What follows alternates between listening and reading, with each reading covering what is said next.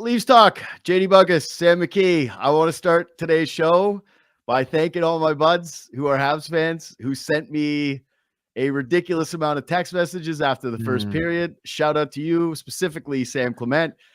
Thank you. Leafs come back and dominate after what was one of the worst first periods of the season. Like you and I were texting back and forth. The worst, not one, the worst. THE.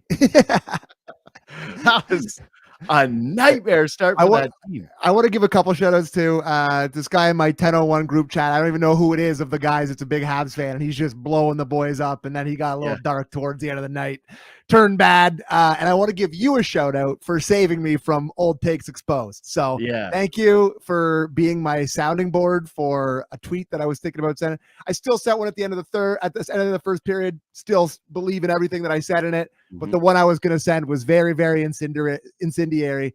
And I really appreciate you stepping in there for your boy and helping me. My consigliere tonight. Thank you. So I gave you that advice to not send after the first because you wanted to send it?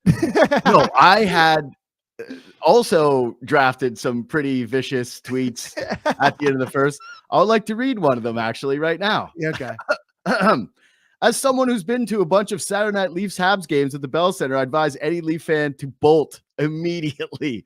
Do not stay. You will get blown out. You will end up in a fight. Leave now. So I would have, if I would have fired that tweet and anybody would have taken that advice, they would have missed what has to be one of the most entertaining nights. Like, man, I'm telling you, again, I've been there for these games. I used to go all the time to the Bell Center. It's the best place to watch a high leverage hockey game. There's nowhere on earth that I would choose to have watched a Leafs comeback victory like that than at the Bell Center in front of a bunch of Montreal fans who are absolutely giving it to anybody wearing blue and white.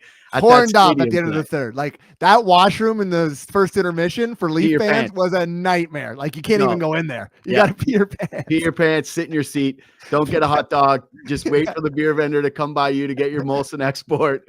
Just sit in your pee because you could not go around the concourse. But yeah, okay. So I'm going to start with this. Woll kept them in this game. Shockingly, 3 goals against in the first period. Guy was brilliant. I counted, wrote it down. I think six like massive saves in that. Again, what was the Leafs' worst first period of the season? And I do think that Toronto kind of dominated, controlled the play. I know he made a bunch of beautiful saves later on in the hockey game, but yeah, like this game could have shockingly been much, much, much, much worse if he doesn't play what I thought was brilliantly to start the hockey game. Yeah, so they end up getting 3 in the first, and I was thinking it could have been 4-0 at one point in this, and it could have been 6 or 7. Yep. Like the Habs, I don't know what the adjustments the Leafs made going into the second or third or what they talked about, but they really limited the speed of the Habs through the second and third, and I don't know if it was necessarily a conscious, like maybe the Habs just ran out of steam a little bit. They didn't have as much piss and vinegar in them in the second and third period as they did in the first, but the Habs look like the 78 Habs in the first period. Like they were flying. The amount of texts I got from people that are just like the Habs look 10 times faster than the Leafs. And it was true. And listen, it was still a high event game. Woll still had to bail them out in multiple spots in second and third. But I mean, that's what the Leafs goalies have been doing all year for them. And the Leafs just found their game. And so they got some goals from the non-stars in McMahon and Nick Robertson that kind of cued the comeback. Oliver Ekman-Larsson gets one for them. But yeah, I don't know what I watched in that first period. And it's a classic this team situation where they have their best effort in weeks, maybe a month on Thursday night against the Devils, where Sheldon Keefe comes to town and they play hard, physical, control the play, outshoot an opponent, like pretty much dominate the Devils for long stretches of that game. And then the first period against a historic rival on Hockey Day in Canada at the Bell Center, they just do the thing where they let their foot off the gas, right? They let it off. The PP Whack boys, they go into the first intermission, and I can guarantee you Craig Berube threw some Gatorade around in that locker room, being like, wake up. And they did, to their credit. But God, that first period, you can't excuse that first period, even though they scored 7 unanswered. It's a brutal way to come out. Montreal was snapping it around. They were playing with pace. You saw the speed of the team. I was like, God, that Caulfield line is so quick. Yeah, quick. You really felt like, I did anyways, that the game was over when Josh Anderson, who's a sneaky Leaf killer, scored He his. doesn't score. He scores only against the Leafs. He's had Yeah, like no. 9 goals in the last couple of years, and like 8 of them are All against the Leafs. But it felt like Woll was bailing him out. Then they get that Matthews penalty, right? He takes the 4-minute double minor with the high stick. They kill like 3/4, if not more, of the penalty. Penalty kill looked great. Like they were denying zone entries. You thought, okay, they're kind of finding their footing. And then bang, line A snaps one, and then Anderson comes down. It's 3-0. And you go, oh, well, yeah, given this team's lack of goal scoring, what you're seeing from them, the effort was horrible. And I swear, dude, part of that motivation might have been Berube, might have been the leadership in the dressing room. So much of it, I got to think, was these guys being like, God, we just got all the fans and media off our backs, and now we're just going to take it back. No, we got to do something. And that takes me to the second period. And that takes me to William Nylander. I thought, by the way, before we move on from Josh Anderson, in his career, he has 13 goals in 35 games against the Toronto Maple Leafs. Yeah. And his next highest, he's 11 against the Jets. And then after that, it's 9. So he absolutely scores his most against the Leafs. Like, it's not a facade. He absolutely owns the Leafs. Josh Anderson only scores against the Leafs. Anyways, Willie. He loves it. Well, I just thought that Nylander dominated the second period. Like, he came out with a purpose. And I was texting you even before, like, he scored, even before his line gets a goal with McMahon flying down the wing and then just burying one, which is unassisted after what could have been, again, the icer to the game, which is like I think it was a post hits, and then McMahon goes the other way and rips it. But this was vintage Nylander night, man, where you felt him just about every shift in the second period. And Leafs got a goal. It's 3-1. It's sitting there throughout the game. And then they get what was a massive power play goal at the end of the period, which felt like that really swung the game for me. Was they get that pass, OEL right on the tape of Robertson. He tips one home. It's 3-2 going to the third. And then just Montreal could never get off the mat. And Toronto kept putting the pressure on. But I just thought, William Nylander, guy said, what's the big deal? And ever since he said it, he's been amazing. So I guess the next time that he says something that drives me absolutely crazy, I'm not going to give the same reaction, because maybe he is fine with this kind of stuff, that he is going to bounce back from it. He is going to give a great performance. But yeah, his board work, the way that he created space for himself and his teammates, it was one of those games where William Nylander just felt like he was way stronger than everybody else on the ice, way quicker, way better with the puck, and nobody could touch him. Yeah, I completely agree. He just, like, Berube has been answering questions about him for a week, and he's been saying he's got to work. He's got to work. He's got to work. It's got to be the second and third efforts from him. He's got to work to get his offense back. And that's what he did tonight. He was working his you-know-what off. He was working hard. And listen, you got to come on here and give him full credit. And for him to do what he did in the 2 games after saying, what's the big deal on a 3-game losing streak, that's big time. There's no other way to put it. Like, just to go out in the media, say what you say, get eviscerated by everybody, your fans, the media, everyone, and to come out and do that, big time, baby. What can you say? It's just, that's superstar stuff. And he just, scores a big one in this game. Like, he was brilliant tonight. Like, and I wouldn't say he was as great against the Devils. I know he scored 2, but tonight was one of his best. Tonight, this was where he looked like he was $11.5 million Willie. He looked like one of the best players in the league tonight, which he's paid like. Yeah, and look at this, like this play against Hudson, where Hudson's had a great rookie campaign, one of the favorites for the Rookie of the Year. Probably, I'm hoping they give it to my boy Macklin Celebrini. I should say your boy. I can't claim him because I was a Connor guy, and now how dare you? But although the Sharks are my league pass team. I watch when they're on the East Coast all the time because I can't stay up to watch their games. But if Sharks get Kevin McKenna, like, there's a chance that, like, I just have to, I'm a 2 teams guy. Like, I'm Big Cat, where I'm like, I switched teams. Anyway. I was always the Sharks guy. My uncle lived in San Jose. I actually do have a San Jose Sharks, like a couple pictures of you with that one starter jacket. My uncle actually did live in San Jose and have season tickets to the Sharks. I used to go as a kid. I love that. But, so there you go. You're good. Then you basically are like, you're Big Cat for the Leafs. Yeah, like, I can be Leafs Big Cat.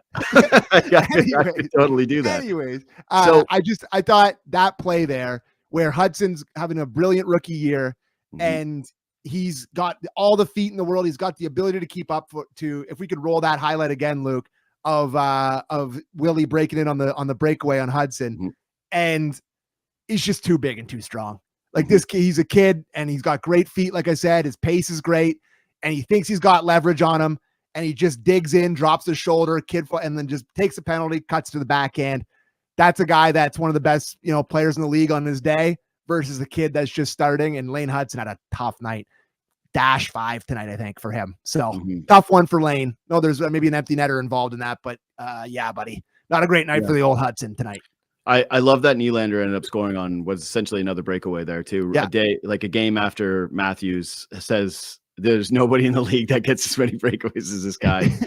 But this one wasn't like a cheap one. Like he created it, right? It was all his feet. Moved his feet. Turnover, and then he just works his ass off, beats Lane Hudson to the spot, drives the net, and then just beautiful backhand. I love that goal because it's like obviously Montembeault, boy. Good read there by Team Canada goaltender Sam Montembeault. Wow, I was really blown away by him tonight.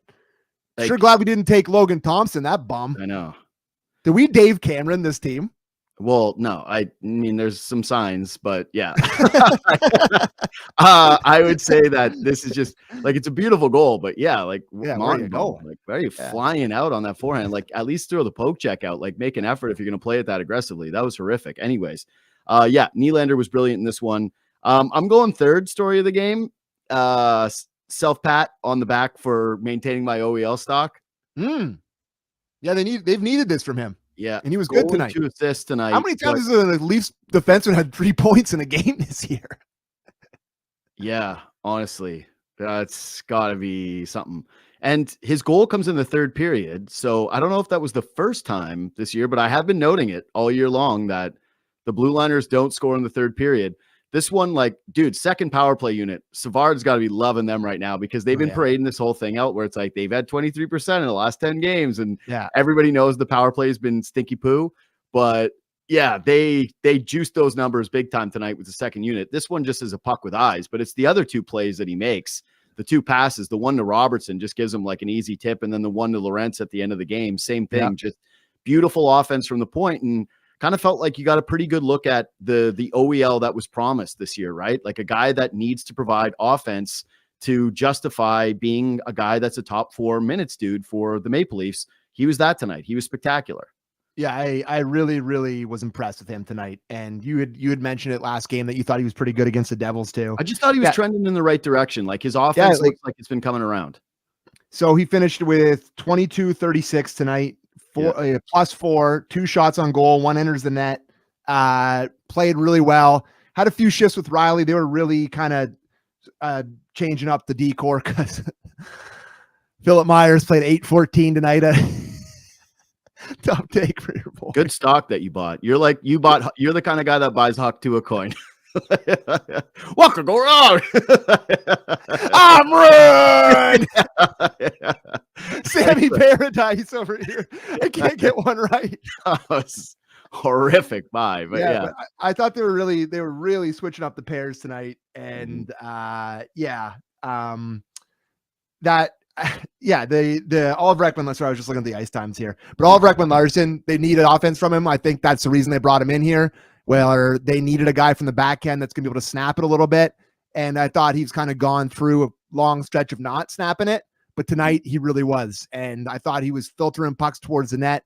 He really does miss the net a lot from the point. He shoots it a lot, but it feels like it bangs off the end glass a lot, or it's missing wide, or it's just getting blocked and stuff. So I feel like his attempts would be pretty high throughout this year, but his actual shots on goal, I don't think they'd be that high. But yeah, I really liked his game tonight. I thought he turned it around in the second and third like everybody did, shot in the net for a big one on the power play. So yeah, second power play unit's juicing up the numbers for Savvy and the boys. They're thrilled. Yeah, it was good. But hey, guess what? They got their opportunities and they buried them. So good for them. And to that point about OEL though, like that's what happens when you stick with your game, right? Is he's had a bunch of opportunities that were like much better looks than that one. Yeah. And Montembeault had made a save like a second before that puck went in. His save of the game. I'm a man in the slot. Yeah. And then he just gets one where it's like puck has eyes. It's like, stick with it. Keep firing pucks towards the net. Stick with your game. Maintain your confidence. And like, that's what he's supposed to be. A guy that provides some offense, a guy that provides some snarl, guy that's going to argue every penalty on earth, and who's going to provide some experience to the blue line. I can't believe this is true, but I guess so. But like, that's Austin Matthews' first shorthanded goal of his career. Really? Yeah. No way. Yeah. Wow. Yeah. And it's not even really, it wasn't even like a real shorty. It was right as the 4-on-4 expires, right? Yeah. So that's crazy. Yeah. Where'd Pretty you sure I get that saw that. from? Is I that think true? Luke had it. I think Fox had it. All Hold right, on, let's let me look double that up. check this. Yeah, first Right. ever shorthanded goal. Yeah, I did see it. I That's spent like no time crazy. on Twitter. I was flipping between the football game and this game, and Yeah. not really on my phone too much. But yeah, I just happened to glance at it for the first time when that ended up happening. And yeah, that's his first one. Just like beautiful little 1T, nice setup by Marner, blasted home again, Mountain Bow, whatever. Yeah. So He's got to do the right thing and just be like, yo, my knee is. yeah, I can't play. I'm not Yeah. ready. Like he's like, I'm watching Logan Thompson highlights every night. Like you gotta send Logan. Yeah. But yeah, Is that Matthews is big. like I. Yeah. Well, he's great at goalies. He's all over it. So I know. yeah, that Jari contract's great. He's Yeah. crushing it for Wilkes-Barre I hear. So It's gonna be anyways, great. yeah. No, Matthews tonight is just a big time goal. He's scoring all the time again. Looks like himself, pursuing the puck, hitting it hard, shooting it hard. Looks like Austin Matthews. And that's great because they haven't gone a long stretch without John Tavares ever, like in his whole career with the Leafs. What does he miss? 6-7 games total as a Leaf. So this is a big stretch where we weren't sure if he was going to be healthy. We weren't sure if he was going to be in the lineup.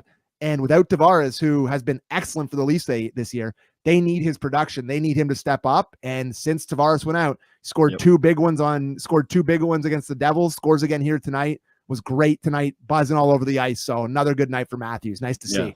Love when we were worried about LTIR for him like 2 weeks ago. So it's really nice to see him actually just look like himself. Yeah, listen, this is the way of the Leafs, is that anytime you take a definitive take, it's like now they're going to zag completely the opposite way. So that kind of sticks in line. But yeah, loved the way that he reacted after the goal. Mentioned that many times, that is kind of one of the emotional needs of the Leafs, is when Matthews is scoring goals, that he shows that energy. And two is, Myrtle pointed out, he's now on a 73 goal pace from the time that he has returned from the injury. So that's not what's going to be on the end of the season. But it's like, that's a pretty encouraging thing for a guy that, can score 70 in the NHL. All right. Anything else? It is really nice that the divisional rivals, Austin Matthews, absolutely owns them. Like completely and utterly owns them. Like it just shoots it in the net every single game against the Habs, shoots in the net every single game against the Sens. Like he owns both those teams. Quickly wanted to bring up Reaves. I mean, I don't know why they put him in the lineup. He gets absolutely papered in this game. Like his best contribution was having Wi-Fi point at the scoreboard for like a meme. And like, it's just Luke Fox sent out the tweet earlier today being like, hey, Rube's like, it's a big, tough game against Montreal, blah, blah, blah. And I responded to him by saying 6 minutes, 24 seconds, -1, no fight. His stat line tonight was no minus, no fight, 638. So I was going to say, tough to get a minus when you don't play. Like, I mean, listen, I'm not going to die on the doer hill. We are the dudes here. But like, I'm telling you right now, Connor Dewar gives you way more in a hockey game, and especially this game where it's a physical game. He's fought more times than Reaves has this year. He's looked better in every game he's played this year than Reaves has. It's like, what are we doing here? Like, this is it's not doing anything for anyone. And listen, we are both pro the signing. I like the idea. I liked him last year. I defended him last year when he was fighting the big boys and he was playing with edge. But this year, it's indefensible why he's playing now. It's just, it's not, there's no reason for this. I actually have a bigger gripe. So you and I were like, keep the winning lineup together, obviously. But the bigger gripe for me is, oh my God. All right, if you're going to take away Fraser Minton's development time in the Marlies, I really don't want him sitting in the press box for Ryan. Yes. Sorry. Like, it's like, to me, that makes absolutely no sense. So Dewar, fine. Like, we are the dudes. We like Dewar more than others. If you don't watch it on YouTube, gets like crunched. That's a big hit, like by Xhekaj. And then Xhekaj's like, why would I fight you? We're winning 3-0. Like, that's as bad. That's as clowned as you can get. Yep. That's as clowned as you can get in a hockey game. Like, it's just, he's chasing him around looking for him to fight. And he's like, why on earth? The guy that I'm just as tough as you. I hammered you to the ice and I'm not going to fight you because we're winning 3-0. Tough look for Reaves. And I'm sure, I don't know, just like I'm sure they're going to keep playing him here and there. And it's not really the hill to die on, but it's not serving any purpose. That's it for me. Subscribe to the podcast, leave 5 stars, follow me on Twitter and Instagram, YouTube, at JD Bunkis, Sam McKee. Leave a thumbs up, do those things. And yeah, by the way, just my advice for Leaf fans, if you're in Montreal, you're not listening to this right now, you're having the time of your lives, but the veteran move is to go to the hotel, change, and then go out. Yeah, you like that move, eh? Hey, how Hockey Day in Canada, hockey rocks. It's the best. Shout out all the different teams I play on: Rink Rats, Zigzags, 1001 Club, Thursday mornings. Hockey is a massive, massive part of my life. Obviously, the game's done so much for me. I love it more than anything. I still love it every single night. And I love Hockey Day in Canada. I've been watching this stuff all day. It's the best. And we're doing a great job covering it. God love this country. God love Hockey Canada in this country. Hopefully we didn't Dave Cameron our Four Nations team, but I'm feeling rather passionate on Hockey Day in Canada. I love it. All right. That's very well said. All right. Thanks for listening. Thanks for watching. We'll see you on Monday night.